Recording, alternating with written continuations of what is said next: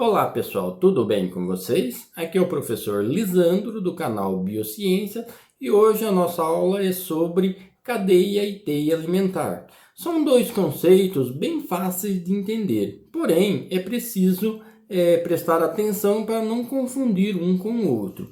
Cadeia alimentar é uma sequência de organismos, que vai mostrar de forma didática o local de cada um dentro do ecossistema, ou seja, dentro de um nível trófico, e que assim cada um serve de alimento para o outro, certo? Então, por exemplo, na cadeia esquematizada aqui ao lado, eu coloquei capim, gafanhoto, rato, cobra e gavião, certo? Então, o capim serve de alimento para o gafanhoto serve de alimento para o rato serve de alimento para a cobra e a cobra serve de alimento para o gavião. Então, nunca esquecer que a flecha sempre aponta para quem serve de alimento. Então, vocês estão vendo, por exemplo, o capim,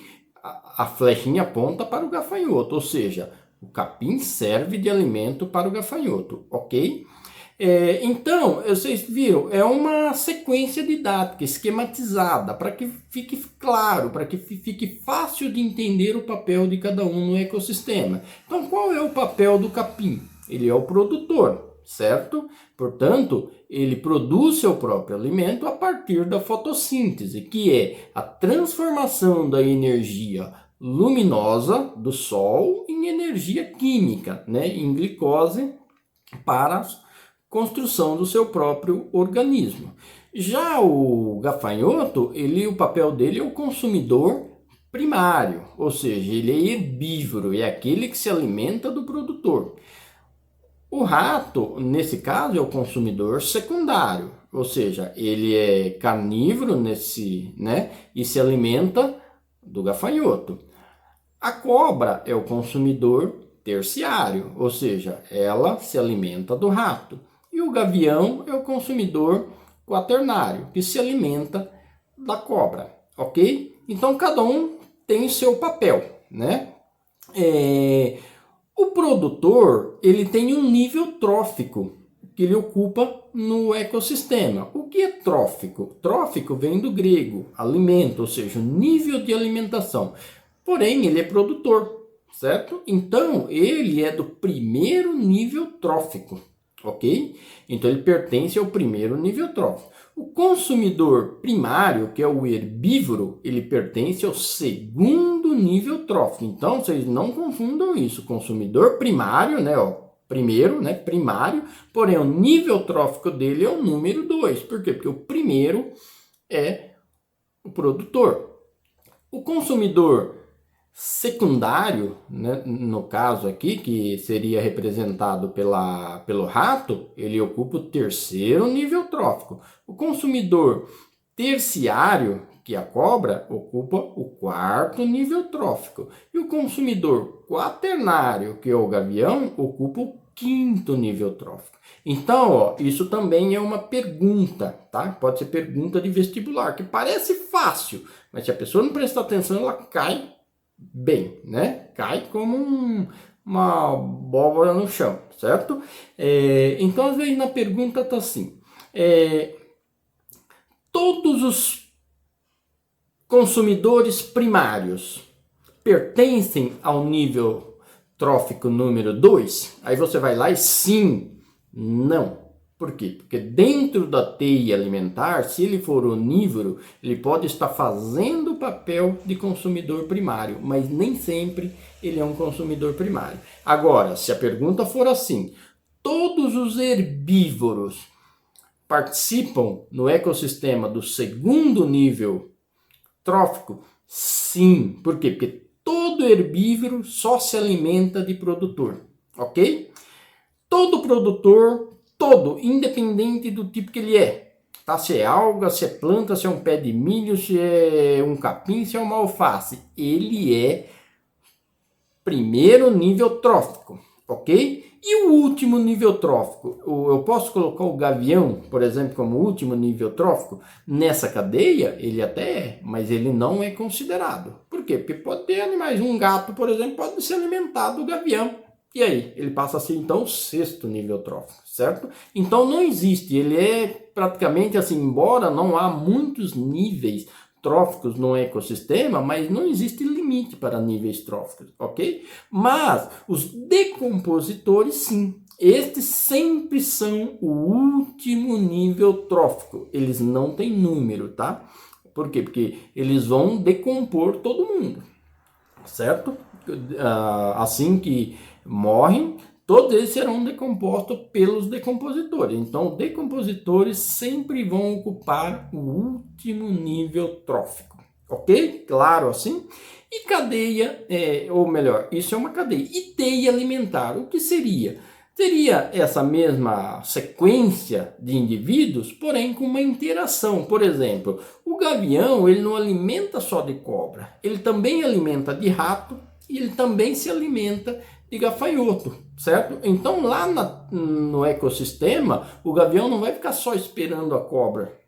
Eu só vou me alimentar porque eu sou consumidor quaternário, eu sou do quinto nível trófico e eu só como cobra. Não, ele vai comer o que está na frente dele, certo? Ele vai se alimentar do indivíduo que estiver dando mais sopa para ele, popularmente falando, ok? Então, o gavião, nesse caso, ele pode fazer papel de consumidor secundário, terciário, né?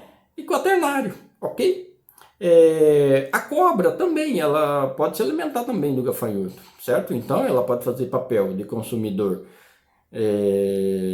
secundário e terciário, ok? Então vocês entenderam como que é a dinâmica, o que é uma teia alimentar? É como uma teia mesmo, ou seja, um emaranhado em que o animal, o ser vivo, ele vai procurar todos que servem de alimento para ele, independente do nível trófico que cada um ocupar, entenderam? Então é uma interação, é uma rede, certo?